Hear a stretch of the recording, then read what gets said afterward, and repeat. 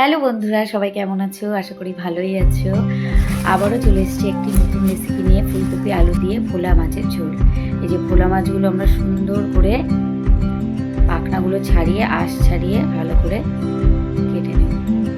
এই যে এরকম লম্বাভাবে কেটে নিলে একবারে হচ্ছে আমাদের ফুলকো আর কানকোগুলো দিয়ে একদম পেটের ভিতর থেকে নোংরা বার করা হয়ে যায়।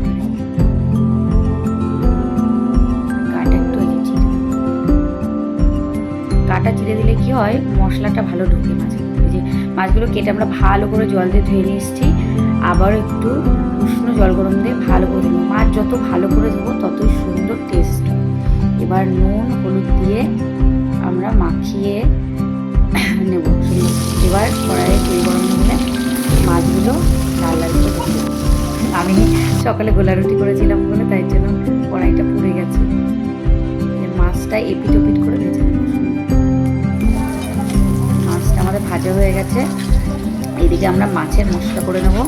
একটু জিরে, লঙ্কা আর আদা আর রসুন এই বেটে নেব। এই যে আমাদের মশলা বাটা হয়ে গেছে সুন্দর করে। এইবার কড়াইতে আমরা কি করব, ফুলকপি আলুটা, এই যে আলুটা দেখো লম্বা লম্বা করে কেটে নিয়েছিলাম। প্রথমে ফুলকপি আলুটা একটু দিয়ে ভালো করে বেশ নাড়িয়ে তারপরে হলুদ দেবো লাস্টে।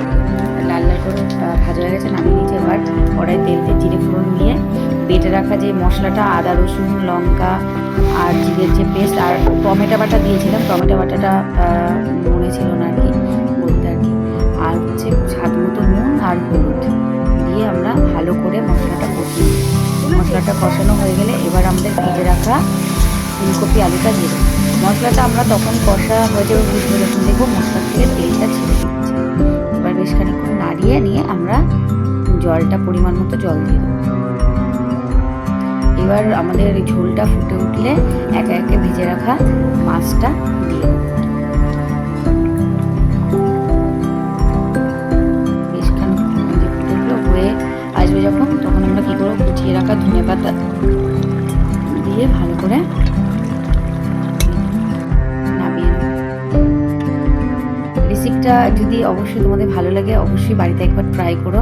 খুবই দারুণ, দেখো লোভনীয়, একদম জিভে জল চলে আসছে আমার দেখে। আর এই যে আমরা এবার খেয়ে একবার টেস্ট করবো, দারুণ ছিল। তোমরা অবশ্যই বানাবে, আর ভালো লাগলে লাইক কমেন্ট সাবস্ক্রাইব করে যাবে।